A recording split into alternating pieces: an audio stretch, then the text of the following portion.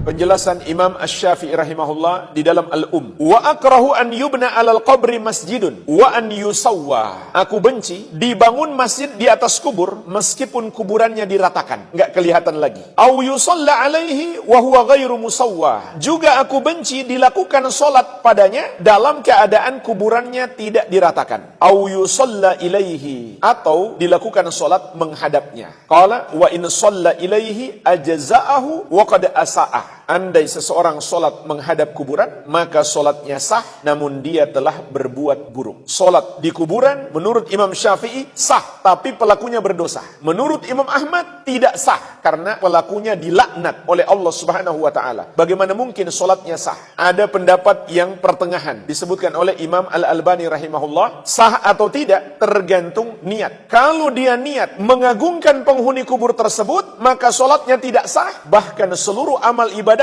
sepanjang hidupnya batal. Kenapa? Karena itu syirik. Menyembah penghuni kubur tersebut. Karena intisari ibadah adalah cinta dan pengagungan. Maka solatnya sepanjang hidupnya terhapus. Sebab Allah Subhanahu wa Ta'ala berfirman, la in asyrakta la yahbatanna amaluka. Kalau kamu berbuat syirik, terhapuslah amalanmu. Rincian yang kedua, kalau dia solat di situ hanya karena kebetulan, bukan ingin mengagungkan penghuni kubur tersebut, maka seperti kata Imam Syafi'i rahimahullah, solatnya sah, namun dia tetap berdosa kalau dia sudah mengetahui di situ ada kuburan. Lalu Imam Syafi'i rahimahullah mengatakan, akhbarana Malik, Imam Malik guru kami mengabarkan kepada kami, anna Rasulullah sallallahu alaihi wasallam qala, bahwasanya Rasulullah sallallahu alaihi wasallam bersabda, qatalallahu al-yahuda wan nasara ittakhadhu qubur anbiya'ihim masajida. Semoga Allah memerangi Yahudi dan Nasrani yang menjadikan kuburan para nabi mereka sebagai tempat ibadah. Jadi ini lafaz yang lain. Dalam lafaz Bukhari dan Muslim, semoga Allah melaknat Yahudi dan Nasrani. Sebabnya sama, karena menjadikan kuburan para nabi mereka sebagai tempat ibadah. Beliau juga mengatakan, qala wa akrahu hadza lis-sunnati wal athar. Aku benci perbuatan ini karena adanya dalil dari sunnah dan athar, riwayat-riwayat para salaf. Wa annahu kariha wallahu ta'ala a'lam ayyu'azzimahu ahadun minal muslimin. Dan hadis ini menunjukkan wallahu a'lam bahwasanya Nabi sallallahu alaihi wasallam tidak suka apabila ada seorang muslim mengagungkan beliau secara berlebihan, yakni yattakhidhu qabrahu masjida, yaitu dengan menjadikan kuburan beliau sebagai tempat ibadah. Walam tu'man fi dzalikal fitnah wad dalal ala man ya'ti ba'du. Karena dalam perbuatan itu, kata Imam Syafi'i rahimahullah, tidak aman dari munculnya fitnah atas pelakunya dan pengaruh kesesatan kepada orang lain. Sayangnya banyak orang melakukan ini mengaku bermadzhab Syafi'i, padahal Imam Syafi'i melarang perbuatan ini.